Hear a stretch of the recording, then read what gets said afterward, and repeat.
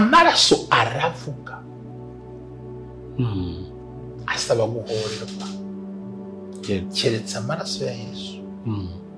Noneho abantu izi ndwara za giturumbuka, wabyimbye amaguru, warwaye hehe, wabuze iyo werekera, indwara zirizana, agahinda kakuziyeho, amakuba n'ibyago, ibihombo n'ibindi, kumbi wowe uribwira ngo ntuzi gukora, uzi gukora n'umuhanga, ariko inyuma yawe hari amaraso kuriho atavuga ibyiza. Ntabwo wari ubizi. Hari impfu z'abantu utagizemo uruhare, ariko wakuzanye mu isi yagizemo uruhare, kandi ugendana amaraso ye. Impemo, ibitangaza, kurindwa no gutabara yatandukanye nabyo, nguko umuntu azakira, indwara zivemo, ubuzima buhinduke, ariko itandukanye ubashe kubohoka. Turi tayari gufasha abo bantu, kubasengera, kubabwira ko bishoboka, kandi ko Imana yabarengera. Ni ukuri geri amaraso aravuga. Haleluya, haleluya, haleluya. Ku itegeko ry'Umwuka Wera n'imbaraga z'Imana ishobora byose, Imana yavuze ngo dukore amasengesho y'iminsi 14 yo guhangana n'abanzi ba ninjoro, dealing with the enemy of the night. Aho ubumwe bw'abera ministries buyobowe na Reverend Ntamubazi Jean Baptiste tuzakora amasengesho y'iminsi 14, itegeko ry'Imana ryo gukuraho ibintu byose bikurwanya. Ntabwo ushobora kugira hazaza hawe, ndetse ntabwo wahura n'uwagufasha kuzahagera mu gihe hari umwanzi urwanya ibyo bintu, umwanzi w'iterambere, umwanzi w'ahazaza, umwanzi w'intsinzi, umwanzi w'intambwe ikurikiyeho, the next level. Abo bose bahaguruka ninjoro ngo barwanye amasezerano yawe. Ni umwanya mwiza wo kuzasenya, kurimbura, kurandura, kuvanaho, kwigizayo, gukubita, kumanura imbaraga mbi zose zahagurukiye abawe nawe ubwawe. Ubumwe bw'abera ministries ntabwo ari idini, rigenda no kuba ryo, ahubwo turagukangurira ikintu kimwe: buwejejwe mu itorero urimo, senya y'ibicaniro, guhanira n'izo ntambara, maze uhindure ubuzima, ubuhindure bw'abandi. Muri urwo rwego tuba dusenga duhereye buri mugoroba, umuntu akoresheje telefone yiwe cyangwa ubundi buryo runaka buzashyirwaho. Senya ibikurwanya, wubake ubuzima wifuza, irukana imbaraga mbi ku buzima bwawe. Ntawe utagira umwanzi, n'utagira umwanzi arihenda, kuko Satani ntawe akunda, bose arabanga. Rero ibyawe byose byapfiriye mu ki, uzasobanukirwa byinshi kandi uzamenya byinshi. Kumwe bw'abera ministries ni isoko y'ishakiro byatuma ubasha guhagarara. Rero nabwira ngo imbaraga zikurimo n'uburyo ubishakamo niko bizakubera. Kumwe bw'abera ministries ntawe duheza, ntawe dusubiza inyuma, ko si idini, rigenda no kuba ryo, ahubwo twabwira ngo isanzura aho uri, nta dini rishira indi Mana.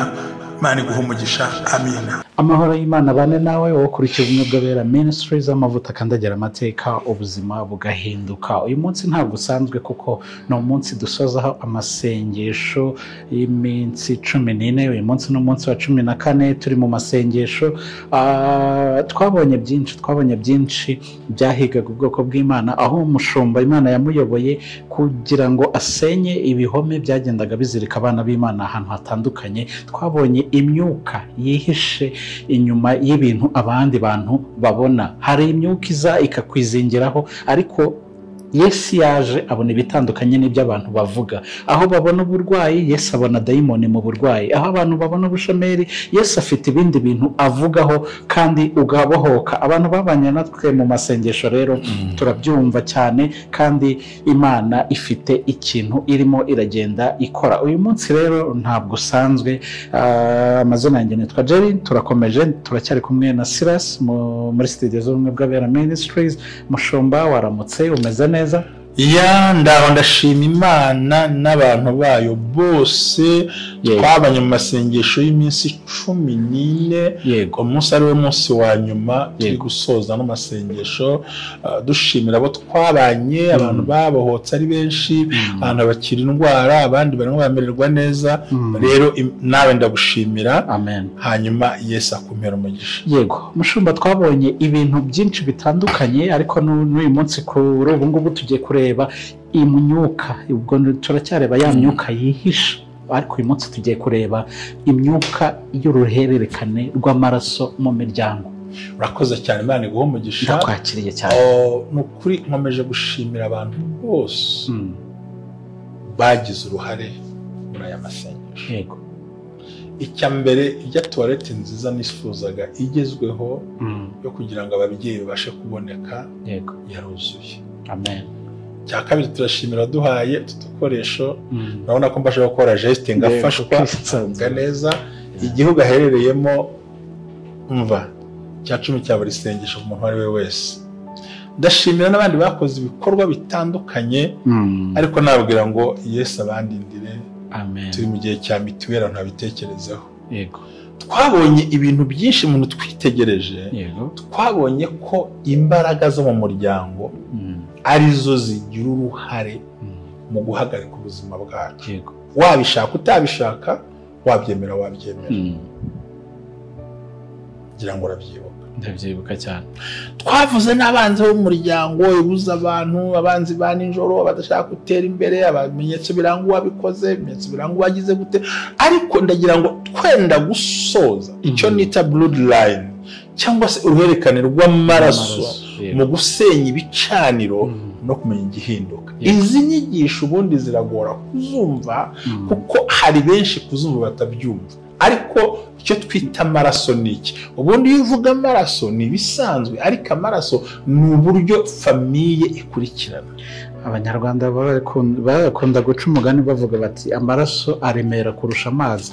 Bifite ikintu bisobanuye kirenze iryo jambo. No kuvuga ngo ni afite agaciro gakomeye mu buzima bw'umuntu. Ni nayo muntu nyine. Urakoze cyane. Kandi utekereze ko nshobora kuba nasangiye groupe nawe. Yego. Ariko DNA nge nayo twatuyisangiye. Yego. Umugabo n'umugore ntayo basangiye. Ntayo basangiye. Ariko umwana babyeyi bakayisangira. Yego. Aha ndashaka icyo bita ijambo amaraso. Amaraso. Amaraso aranasema burya. Kandi amaraso aranakurikira. Arakurikira. Aranasema. Aravuga. Urakoze. Aravuga. Ahubwo wagira ngo uhise unambura. Nabyise ngo blood speaks. Aravuga. Amaraso agira gute? Aravuga. Aha rero kugira ngo ubashe kubohoka igisekuru cy'amaraso atarubashye Imana. Aha ngaha twemere ko amaraso avuga ibintu bibiri. Yego. Avuga ibyiza n'ibibi. Ariko mureke mvuge kuri ibi byabyo. Yego. Iminota itarenze iri igomba gusanga. Yego. Ibuka ibintu bibiri. Muri Bible mu itangiriro hari amaraso y'umugabo witwa Abeli. Yego. Na bugingo n'ubu baracyavuga. Jerry arimo aravuga iki? Uramfasha nyine umbwire. Yamusoma Bibiliya? Ntabyize. Umushumbi yahari buriya nca bugufi nkiga. Reka ngufashe. Yego. Ngwahora takavuga ngo mwami uzageza ryari kumporera. Ni ukuvuga ngo amaraso ya Abeli ntabwo avuga ibyiza, avuga ibibi. Guhora nyine. Cyane mu byashuye ngo amaraso y'Imana ngo aracyataka musene ngo mwami uzageza kutaduhorera. Shyiraho abishwe muri jenoside, shyiraho abafata bicwa muri kibiko, shyiraho abantu bari kurira, yose ni amaraso ari mataka. Amaraso avuga ibyiza ni aya Yesu gusa, umwana w'Imana yonyine. Baba bari ko batazi icyo bakora. Niyo maraso yavuye atuzanira imbabazi, atuzana no gukira no gutungana. Yego. Ariko andi maraso yandi ari marata, arishyuza guhora. Kandi aratabaza guhora. Yego.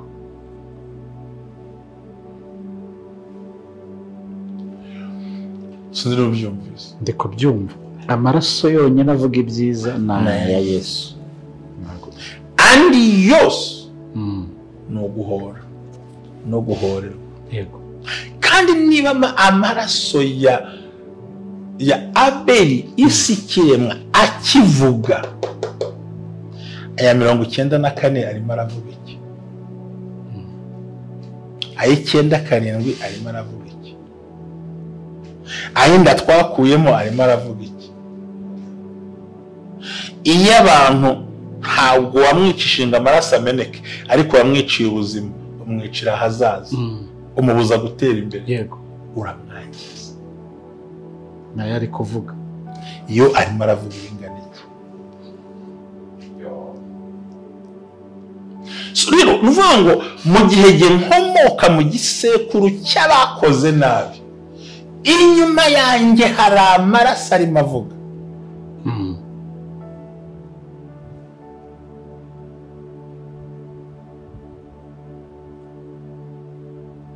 Kandi aya maraso yavuga, niba papa yarishe, niba yarishe mama, niba yarahemutse, icyo yakoze, ya maraso yarishe aracyataka atunga urutoki wabikoze, kandi wabikoze yasize abana hariya. Arimo aravuga.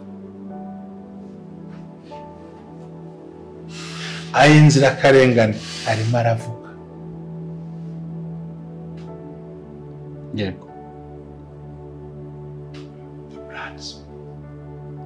Ibi rero kugira ngo umuntu abibohoke nuko arenga imyumvire akitandukanya na bino bintu. Bati mwana kubw'amaraso papa n'uyu, ariko kuri njye byageze ubwo Imana ibwira umugaragati ntabwo wagira umugisha.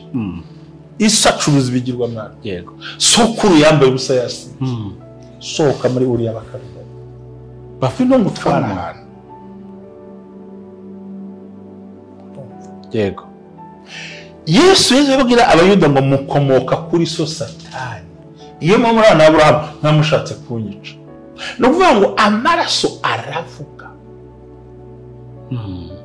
asaba guhorerwa, keretse amaraso ya Yesu. Noneho abantu izi ndwara za giturumbuka, wabyimbye amaguru, warwaye hehe, wabuze iyo werekera, indwara zirizana, agahinda kakuziyeho, amakuba n'ibyago, ibihombo n'ibindi. Kumbi wowe uribwira ngo ntuzi gukora, uzi gukora uri n'umuhanga, ariko inyuma yawe hari amaraso kuriho atavuga ibyiza. Ntabwo wari ubizi. Hari impfu z'abantu utagizemo uruhare, ariko wakuzanye mu isi yagizemo uruhare, kandi ugendana amaraso ye. Nzahora abana gukiranirwa kwa basi, bikaba biragufasha nawe.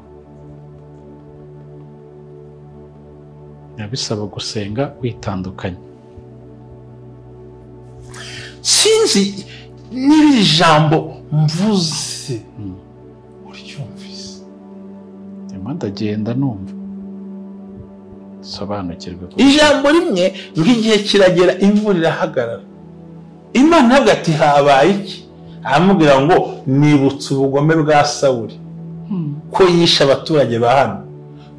Imana Dawidi ngo genda ubaze icyo ukora. Bamubwira ati nta kindi dushaka, nuko abana b'inshoreke ba Sawuli babica nabo tukababona. Ndamutwara ngo ahishe uwitwa nde? Mefibosheti. Niwe yahishe kubera indahiro yagiranye na se Yonatani, abandi bose arabatanga bapfuye imvura iraba. Amaraso aravuga, arishyuza, yishyuza ndi. None wowe nta mahabaye uriyicariye mu gisekuru habyirengagije, ntushaka kubyumva, aho utangiye no kujonjora, ntumenye ibikurwanya, ibirwara ubona bize nk'ibyo bakiturumbutse utazi iyo bivuye. Kubohoka kuzima. Ntabwo nigisha bino bintu kugira ngo ngire uwo nkanga, ahubwo ndagira ngo ukangurire hindura umutima, itandukanye na bino bintu.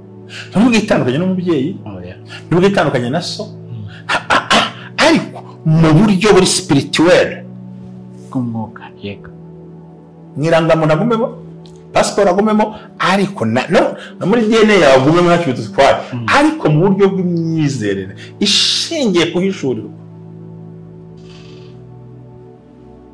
Usenga witandukanye, bigendera kure, kuko amaraso agira gute, aravuga. Kandi amaraso yose yamenetse ku isi nta nabake ukeretse ya Yesu avuga ibyiza bizana ubugingo, andi yose ni uguhora.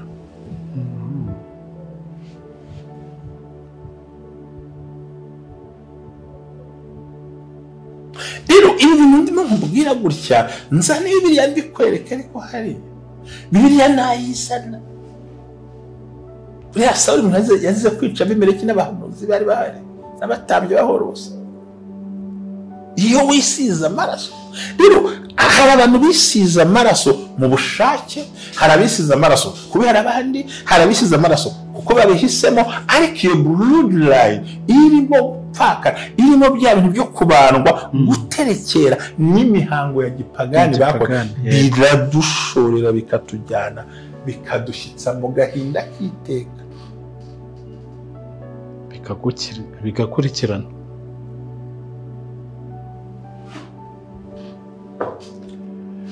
Ikiganiro nshaka kuganiriza sinzi mudabona abashitsi banza byagucanze kubyumva, ariko bifite imbaraga. Niyo mpamvu no kubyumva umuntu aba agomba kwitonda kugira ngo amenye imbaraga zimurwanya zifite uburemere ki, kugira ngo nawe umenye ngo ndasenga nkoresheje izihe mbaraga. Uburemere nawe urabyumva, ahubwo ikibazo ntibabyumvaga. Kandi umwe w'abera minisitiri nawe baje kumfasha no kugira ngo basobanukirwe ukuri kw'ibintu. Sinzi niba singuhaye Bibiliya, nakubwiye ngo amaraso yose asaba guhorerwa, ngo ari munsi y'igicaniro avuga ngo mwami uzageza ryari kutaduhorera. Ijambo ryanditse hariya yishyuza nimba ari mu byahishuwe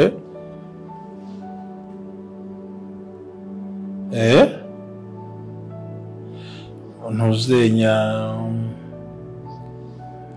bari mu byahishuwe ataka ngo munsi y'igicaniro uzageza ryasi kudatuhorera.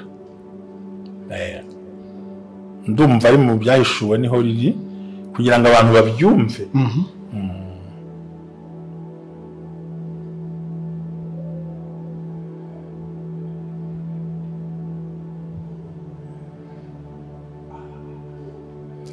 Urumva ahangaha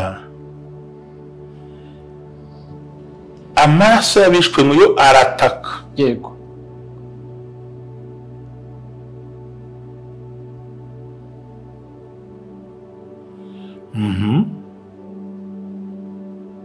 Ajya munsi y'igicaniro mwabibonye se?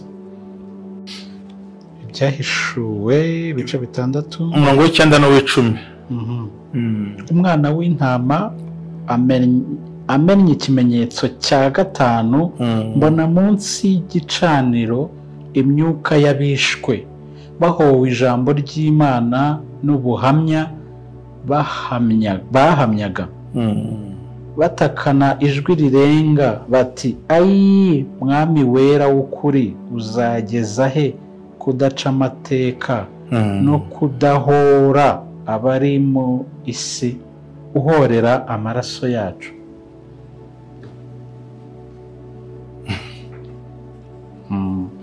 Ngira ngo uraryumvise, ari munsi y'igicaniro arimo arataka, uzageza ryari kutaduhorera.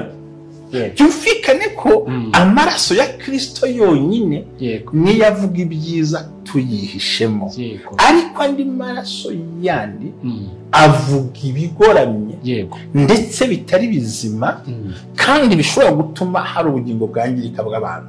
Bivuze ngo iyo tubohoka muri karande n'iki, dusohoka mu makosa y'ababyeyi, tugasohoka muri wa murongo w'amaraso y'ibyaha, twe tukiyeza tukitandukanya, tugahinduka igisekuru, bitabuze ko ntituburamo za ngorane, ariko nubwo zaza bwose zigira imbaraga iyo twitandukanije. Rero ni byiza ko dushoje amasengesho tubwira ngo nyaboneka itandukanye n'ikibi cyo muri famiye uzi, itandukanye n'indagu. Ikindi ugomba kumenya, bano bantu wibuke ko amaraso banywana mu maraso. Yaragiye mu Indasago bamuhuza n'ibicaniro bibi. Uyu munsi yifiteho ikimenyetso cy'uko yatanze amaraso ikuzimu, kuko aho urwembe rwagiye ntabwo ahazi, n'icyo bamusize ntabwo akizi. Bamuca udusaba ku jisho, hari abazica kuri sexe, hari abazica ku mugongo, hari abazica ku mano. Amano najya imbere, sexe byose baramudadangiye aho. Ni ukuvuga ngo iraso rye ryivanze n'indi ryo ku ruhande, ku buryo akwiye kwita kwitandukanya n'icyo gicaniro kugira ngo abashe kwakira ya migisha. Twumvikane. Ubundi umugisha nyawo nuko nta ndwara iba mu rugo rwawe, iba muri famiye yawe, ugomba gukira. So rero ugomba kwitandukanya n'ibicaniro. Niko Imana yabwiye Gideyoni ngo mbere y'uko utangira kuntambira, banza usenge igicaniro cya so, wubake ikindi. Urya mu buryo.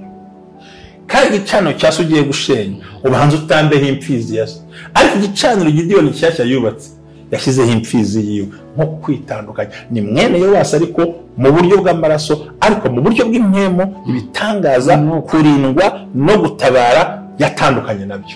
Nguko umuntu azakira, indwara zivemo, ubuzima buhinduke, ariko itandukanye ubashe kubohoka. Turi tayari gufasha abo bantu, kubasengera, kubabwira ko bishoboka kandi ko Imana yabarengera. Ni ukuri rye amaraso aravuga. Mu migani haratubwira ngo uriho urubanza rw'amaraso we wishe ngo azahora azerera bigicamuke cyane. Uriho urubanza kandi urubanza ndiho ntabwo ari ngere kwa wabikozinze. Iyo bloodline rero kugira ngo ubashe kwika, iyo niyibamo za divorce, bwa burwayi, bwa bukene, za ngorane zishingiye ku byaha, rero ukeneye deliverance iri hejuru, ifite imbaraga yo gusenya ibicaniro, ukubaka ibindi, ukabohoka. Ubumwe bw'Abera Ministries tuba tubari iruhande. Imana ikumere umugisha. Reka dusaba umukozi w'Imana Silas maze adusengere Imana mu buryo bukomeye. Ariko ibimubwira ntabwo ndi hano kugira ngo mbikumvishe bigutera ikibazo, ndi hano kugira ngo Imana ivugane nawe yuko ubasha kubikira aciye bugufi. Sira ijambo ryawe. Murakoze mushumba. Abakurikirana ubumwe bw'Abera twongeye kubabwira ngo abantu bahuye n'ibintu bikomeye bituma amaraso avuga, mwinjire mu bimenyetso byo gusenga kugira ngo umushumba ababohora akoresha imbaraga Imana yamuhaye, kandi twese dufatanyije. Ariko batari babyinjiramo, namwe muhagarike icyabitera, kubera yuko amaraso aravuga nk'uko twabyumvise. Imana ibahe umugisha mwinshi cyane. Ndanezerewe kuba ndi hano ku bumwe bw'Abera, kandi mushumba nongera nkunda kuvuga inshuro nyinshi, niyo naba ntari ahandi njyenyine ndabivuga, gusabira kurama kugira ngo Imana ikomeze gukoresha ibintu bikomeye. Urakoze cyane. Kuva kera mushumba rero ndamushimira, yabanye nanjye kuva kera, ariko aho yabanye nanjye cyane ubwo napfushaga abana babiri, yabanye nanjye cyane mu buryo bukomeye. Nituzabona umwanya tuzabivuga ukuntu yamfashe, yambaye hafi, yarankomeje, ndetse aranankomeza abantu bavuze ko nabatanze kuzimu arankomeza. Ariko ndagira mbabwire ngo Yesu aracyakora, afite ububasha. Rero reka twinjire umwanya wo gusenga, ariko nandi mu kubabwira ngo mfite nanjye channel yitwa Nkoraho TV. Nkoraho TV watubonaho, wabonaho abantu b'Imana, ariko Imana iguhe umugisha gukomeza no kudukurikirana. Naryohewe, hari n'abantu bambwiye ngo nzabashimira imbere ya kamera kandi gushimira mushumba. Wahuje nabo, uwo muntu n'umuntu Imana yavuze ngo sinzamuvuge, ariko arambwira ngo wowe uramuzi, nanjye nijanza mukubwire nyuma, ariko ngo sinzamuvuge muri rusange. Ariko ngo aragushimira ko wamuhuje nawe. Rero ndabivuze agukurikirana umunsi ku munsi. Imana ikomeze guha umugisha ko nawe wagiye utubera umugisha. Imana iguha umugisha. Akurikirana amasengesho cyane umunota ku munota. Yego kandi ni umunyamugisha, nabonye ari umunyamugisha. Inomero zanjye ni 0782 29 6 dukomeza gusenga twinginga Imana. Imana ikora ibintu bitangaza. Imana turagushimiye, uri Imana yo kwizerwa. Umukobwa uri hano umurinde ko yakora ibintu bituma amaraso avuga. Umusore uri hano umurinde kuba yakora ibintu bituma amaraso avuga, n'abagabo n'ababyeyi mu izina rya Yesu Kristo ubarinde ibintu byatuma amaraso avuga, kandi n'abakoze ibituma amaraso avuga. Mushumba n'icyabereye hano niki Imana yaguye ubwami bw'Imana hano ku bumwe bw'Abera kugira ngo abantu babohoke. imbaraga z'umwuka wera kunesha guturutse muri wowe, kandi Uwiteka turagushimiye ko washyizeho uyu muyoboro w'ubumwe bw'abera kugira ngo abantu bamenye, abantu bahishurirwe, abantu bamenye icyiciro barimo, bamenye ibyo barimo kugenderamo n'ibyo barimo guhura nabyo, bitandukanye nabyo, bitume babona undi mugisha. Kuko uyu muntu ufite ikibazo cy'amaraso avuga nta mugisha wakwinjira, nta mahirwe yakwinjira, twabyumvise, ariko dushingiye yuko Uwiteka washyizeho uyu muyoboro kugira ngo umuntu wese ahishurirwe byinshi biciye muri mushumba. Turabigushimiye Yesu, ukomeze urinde mushumba, ukomeze urinde abadukurikirana, ukomeze utwiteho, twese tugirire neza. Turabigushimiye ko ubikoze mu izina ryawe Yesu Kristo, turakoze. Amen. Hanyuma bavandimwe, inshuti z'Imana, kuko ari ugusoza aya masengesho, nagira ngo nkugire inama ikomeye. Ku bumwe bw'abera tugira ibanga rikomeye. Iki kiganiro niba wagikurikiye ukumva, ngiye kugusaba ibintu 4 cyangwa 3 by'imbaraga. Tekereza ku muryango wawe, wibuke ikintu kikwirukankaho, mpamagare ngo usengere, wature kandi bizakunda. Amen. Humura, amakuru yawe nibanga. Amen. Ariko bohoka. Amen. Niba uzi ko hari ikindi kintu cyakubayeho muri ibyo twavuze bijyanye n'amaraso, yaba yawimeneye, ababyeyi bamenye, cyangwa andi makuru ufite n'ibindi wanze kuvuga, nyaboneka uticara hejuru y'inkono itari yawe, yawe irahari. Twegera, tukagusengera, ushobora kuba uri kure, ugakorerwa deliverance, tukagutandukanya n'icyo kintu, ukubaka ibishyashya muri wowe, ni inzira nyayo. Amen. Imana ntiryarwa. Amen. Imana ntinegurizwa izuru. Amen. Izi ikintu cyose. Aba bantu bisize amaraso gutya, ikibakuraho ni ukwihana, no kwatura, no kureka icyaha, no gusenya ibicaniro by'iwabo, no kumenya imbaraga z'igitambo mu kubohoka mu buzima bwabo. Yego. Ibyo iyo ubikoze byanga byakunda urakira. Amakuru yawe ni ibanga. Amina. Nta n'umushumba umena ibanga. Yego. Kandi kuba wakwatura n'ibirenze ibyo ntibyatuma udakomeza kuba inshuti yanjye n'Imana ishobora byose. So Imana ibaha umugisha rero naho ngaho, yari inama nyamara nkugiriye. Amen. Niho uza gukira ibyo bintu byose. Amen. Murakoze, Imana ibaha umugisha.